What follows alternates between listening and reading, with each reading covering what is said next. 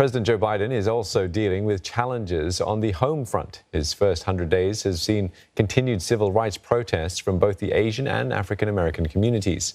Mr. Biden has promised to end racial discrimination, but as Sarah Walton reports, even numbers of the diverse communities that voted for him fear the president will not be the man to end inequality. The conviction of former police officer Derek Chauvin for the murder of George Floyd sparked celebrations across the U.S. It was a rare case of law enforcement being held accountable for the death of a black victim. President Biden said it should be a turning point for the country. The battle for soul of this nation has been a constant push and pull for more than 240 years. A tug of war between the American ideal that we're all created equal and the harsh reality that racism has long torn us apart. At our best, the American ideal wins out. So we can't leave this moment or look away thinking our work is done. But the first 100 days of Biden's presidency has seen a continuation of the near-daily civil rights protests that began under Donald Trump. And at this vigil for Daunte Wright, who was shot dead by police in Minnesota, few were convinced Biden will bring the change they want. Joe Biden doesn't care about black people. Yeah, I feel like he doesn't. I don't think Joe Biden cares about black people because, like, no offense, Joe Biden, but, like, before he even became president, like, even before this became a movement, he was making laws against black people to put them in prison for the most stupidest crimes. It's overwhelming, but that's not a good enough reason to give up because the fight should still go on. Biden's just a different version, a nicer version of Trump. And we knew that going into it. Even when we fought to get him elected, it was only to get one devil out, to put a lesser devil in. Joe Biden's November victory has been credited to his popularity with African-American voters. And in his first week in office, he signed 2 executive orders aimed at improving racial equality.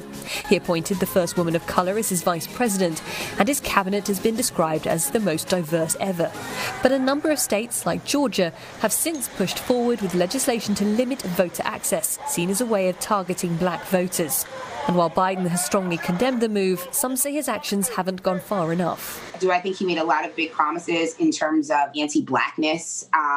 Yeah, he has. He has, and I don't believe that he's fulfilled them. I think that it's the Democrat game. It's to be middle of the road. They say the right things, but when you look at concrete action and executive orders, I don't see them. I don't see an anti-blackness executive order. The Biden administration is also facing calls to action from the Asian American community after a dramatic increase in incidents of hate crime during the coronavirus pandemic. Community leaders have blamed the rise on Donald Trump's anti-Chinese rhetoric. Joe Biden has taken a series of measures to address the issue, appointing a director to coordinate policies protecting Asian Americans and Pacific Islanders and providing more funding to programs that support victims of violence. We are so glad to have him because he has helped stop the use of anti-Asian rhetoric and hate. We cannot afford to stop here. We must continue to advocate for equity and humanity in policy and in practice. So we are looking for the Biden's administration for the continued working in these areas. What do we want? When do we want? While Joe Biden has taken a different approach to equality than the previous administration, there's no sign that the now daily protests by black and Asian communities will come to an end. Perhaps unsurprisingly, it's going to take more than 100 days to reverse years of growing racial tension in the US. Sarah Walton, CNA, New York.